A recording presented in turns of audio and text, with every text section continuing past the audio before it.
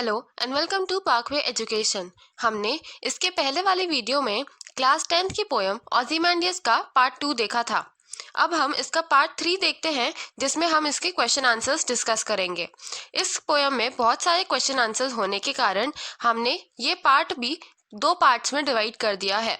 जो पार्ट 3 है उसमें हम पहले के 4 पार्ट्स क्वेश्चन आंसर्स करेंगे और जो लास्ट पार्ट रहेगा उसमें हम एंडिंग वाले क्वेश्चन आंसर्स सारे करेंगे। तो आइए स्टार्ट करते हैं। तो यहाँ पे सबसे पहला क्वेश्चन है, look at the picture given below. While on a sightseeing tour to an old and mysterious country far away from home, you saw this statue. Discuss with your partner what this picture tells you about the people, place and the ruler.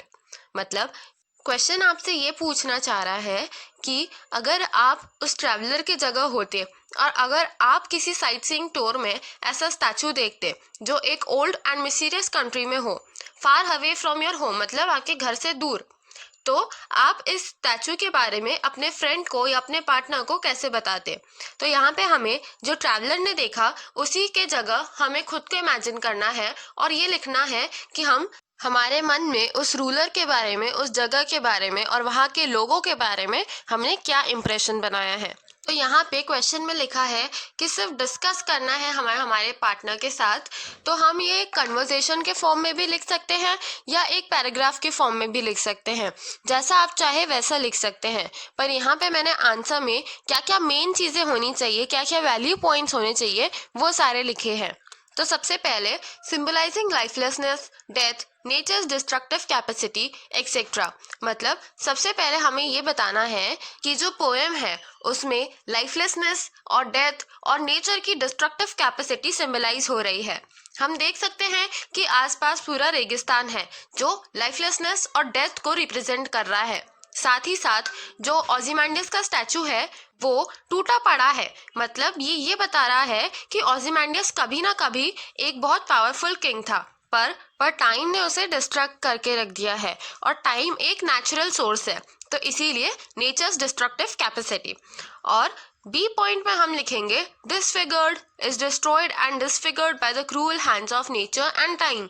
मतलब हम ये बताएंगे, हम statue के बारे में बताएंगे। पहले हमने जगह के बारे में और सराउंडिंग के बारे में बताया, अब हम स्टैचू के बारे में बताएंगे। तो स्टैचू कैसा था? वो पूरा डिसफिगर्ड था और वो डिस्ट्रॉयड हो गया था, डिसफिगर्ड हो गया था किसके हाथ से? नेचर के हाथ से, by the cruel hands of nature and time. तो हम बी पॉइंट में ये बताएंगे। अब आता है C point, cruel, pitiless, ruthless, hateful, cold blooded and inhuman. मतलब हम यहाँ पे सी पॉइंट में अब राजा के बारे में बता रहे हैं कि राजा कैसा था, उसकी क्या क्या प्रॉपर्टीज थी। तो उसकी ये सारी प्रॉपर्टीज थी। तो हमने सबसे पहले क्या बताया? पहले हमने जगह के बारे में बताया, फिर उसके बाद में हम स्टैचू पे आए और सी पॉइंट में हम राजा के बारे में बता रहे हैं। अब आता है डी पॉइंट। अब डी पॉइंट क्या बोल रहा है? Could have lived in the sheer fear, terror and ruthlessness of king who knew no human values like pity, compassion, sympathy, etc. मतलब अब लास्ट पॉइंट में हम उस राजा की प्रजा के बारे में सोच रहे हैं और उसके बारे में बता रहे हैं कि वो कैसे रह रही होगी। वो बहुत ही डर के, टेरर में और एक ऐसे किंग के अंडर में रह रही होगी जिनको सिंपैथी, कंपैशन या पिटी जैसी कोई भी भावनाएं नहीं थी। तो हम अब इन सारों पॉइंट्स का यूज करके कोई भी एक परफेक्ट आंसर बना सकते हैं। पहले पॉइंट में हमने एरिया को बताया, दूसरे पॉइंट में हमने स्टैचू को बताया, फिर किंग को बताया और लास्ट पॉइंट में प्रजा को बताया। और यही करके हमने पूरी स्टोरी का एक समराइजेशन बता दिया है इसी क्वेश्चन में। इसीलिए ये क्वेश्चन बहुत ही इम्पोर्टेंट होगा और अगर एग्जाम में आया तो बहुत ही ज्यादा मार्क्स कैरी करेगा। अब आता है क्वेश्चन 2। क्वेश्चन 2 है, write a letter to your friend about the sight you saw and your impression of it. इसको भी हमने वेरी इंपॉर्टेंट में मार्क करा है, बिकॉज अगर ये भी आता है तो ये भी बहुत मार्क्स कैरी करेगा और ये लेटर राइटिंग है तो ये लंबा भी होगा। तो अब इसका आंसर हम देख लेते हैं। तो यहाँ पे लेटर राइटिंग का जो फॉर्मेट होता है मैं आपको एक बार रिवाइज करा देती हूँ। सबसे पहले आता है सेंडर्स एड्रेस, मतलब जो लेटर भेज रहा है उसका एड्रेस। तो यहाँ पे सेंडर्स एड्रेस में है 18 सीटी नगर, चेन्नई। तो अब जहाँ पे हम एड्रेस लिखते हैं तो हमें ये ध्यान रखना है कि हमें हमारी सिटी भी मेंशन करनी है। देन एक लाइन छोड़ के हम लिखते हैं डेट। फिर एक लाइन छोड़ के सैल्यूटेशन आता है। ये जो हमने लिखा है माय डियर ऋषि, इसको हम सैल्यूटेशन बोलते हैं। फिर जो हमारा मेन बॉडी होती है लेटर की, वो डिवाइडेड होती है अप्रोक्सीमेटली 3 पैराग्राफ्स में। तो यहाँ पे जो फर्स्ट पैराग्राफ होता है वो इंट्रोडक्टरी होता है। जैसे हम कभी किसी से मिलते हैं तो हम उससे उनका हालचाल पूछते हैं, हम हमारा हालचाल बताते हैं। सिमिलरली वैसे ही हम लेटर्स में भी उनसे उनका हालचाल पूछते हैं, खुद का हालचाल बताते हैं और फिर हम ये इंट्रोड्यूस करते हैं कि हमने ये लेटर क्यों लिखा। फिर moving on to next paragraph, जो हमारी सेकेंड बॉडी होती है, उसमें हम हमारे रीज़न को लेटर लिखने के डिस्क्राइब करते हैं। अगर हम जैसे इस क्वेश्चन में ये बता रहे हैं कि क्या क्या इंसिडेंट हुआ, क्या क्या हमने देखा, पर ये जो लेटर है ये 4 पार्ट्स में डिवाइडेड है।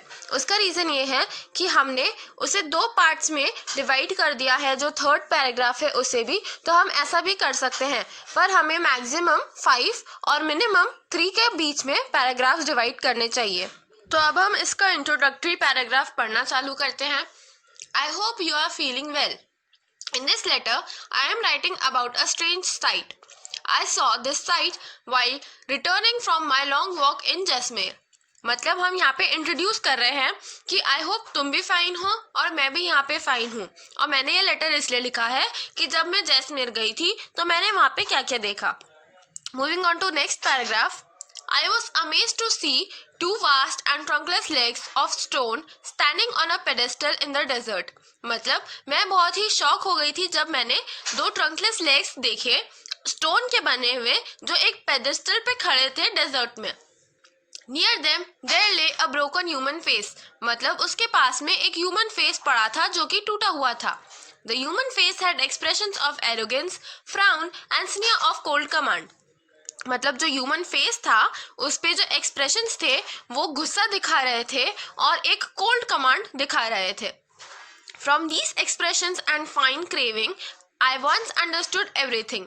The sculptor who craved this statue was really an intelligent artist.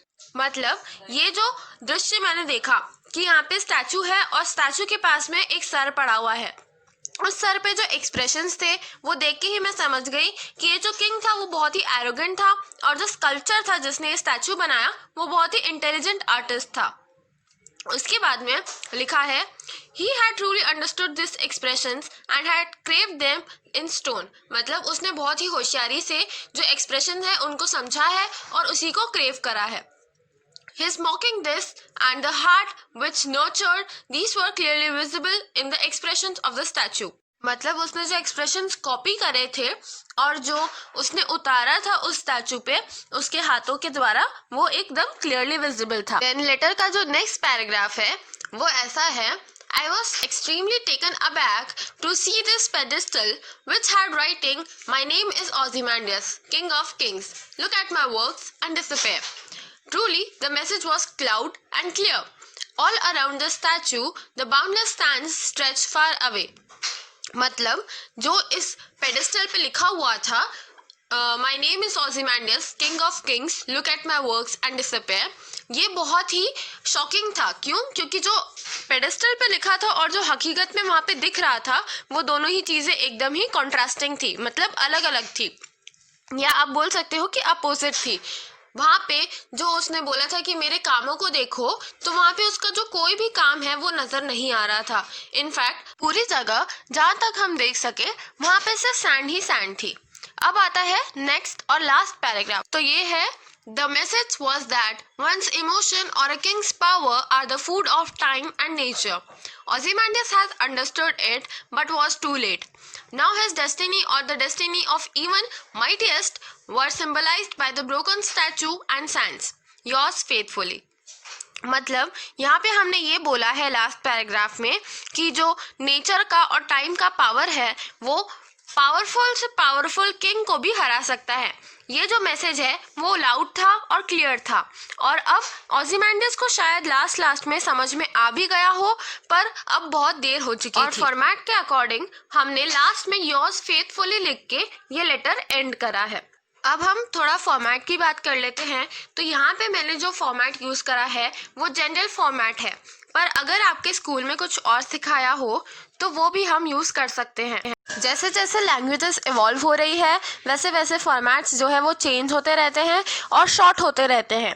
तो अगर आपको कुछ और सिखाया हो जो कि इजी हो इससे, तो आप वो भी यूज़ कर सकते हैं। ओके, तो अब जो क्वेश्चन 3 है, यहाँ से अब MCQ स्टार्ट हो रहे हैं। तो फर्स्ट MCQ जो है वो हम देख लेते हैं। तो ए पार्ट है the poem is set in dash, और उसके ऑप्शंस है फर्स्ट द वाइल्डरनेस, फिर सेकंड है एन एंशिएंट लैंड, थर्ड है अ प्लेस, और फोर्थ है अ डेजर्ट। तो हमने जैसे पोएम में पढ़ा है कि आसपास पूरा डेजर्ट है, तो इसका करेक्ट आंसर होगा फोर्थ वाला desert. Now, the next question is, the expression on the face of the statue is one of dash admiration, anger, despair, contempt. तो यहाँ पे जो right option होगा वो होगा contempt. And next question is, this poem throws light on the dash nature of Ozymandias, cruel, arrogant, boastful, aggressive. तो यहाँ हमने पूरी पोएम में ही ऑलमोस्ट ये पढ़ा है कि जो किंग था वो बहुत ही एरोगेंट नेचर का था, तो इसीलिए यहाँ पे सही ऑप्शन वुड बी एरोगेंट। अब हम नेक्स्ट क्वेश्चन देखते हैं। तो next question is the sculpture was able to understand Ozymandias dash. Sculpture क्या अंडरस्टैंड कर रहा था? वर्ड्स, एक्सप्रेशन, फीलिंग्स या एम्बिशन। तो अब हम यहाँ पे एक समझने वाली बात है कि एक्सप्रेशन को हम अंडरस्टैंड नहीं कर सकते, हम फीलिंग्स को अंडरस्टैंड कर सकते हैं। तो जो स्कल्पचर था he was able to understand Ozymandias feelings, therefore उसने जो एक्सप्रेशंस बनाए वो एकदम ओzymandias जैसे सिमिलर हुए। तो यहाँ पे सही ऑप्शन होगा फीलिंग्स। क्यों? क्योंकि हम फीलिंग्स को अंडरस्टैंड कर सकते हैं पर एक्सप्रेशंस को नहीं। अब moving on to next question, the tone of the poem is dash, mocking, nostalgic, gloomy, gloating. तो यहाँ पे मॉकिंग का मतलब होता है हंसी उड़ाना। तो यहाँ पे हम देख रहे हैं कि ओzymandias का मजाक उड़ाया जा रहा है, इसीलिए राइट आंसर वुड बी मॉकिंग। इसी के साथ हम हमारा ये वीडियो अब ख़त्म करते हैं। जो आगे के क्वेश्चंस हैं वो हम इसके नेक्स्ट पार्ट में देखते हैं। अब आगे के जो क्वेश्चंस हैं वो सारे ही थ्योरेटिकल हैं। जब तक के लिए आप इन्हें रिवाइज कर लेना, और जो भी समझ में नहीं आया हो अगर, तो वो मुझसे कमेंट सेक्शन में ज़रूर पूछ लेना। इस वीडियो को लाइक करना, शेयर करना और हमारे चैनल को सब्सक्राइब भी करना। Thank you so much for watching.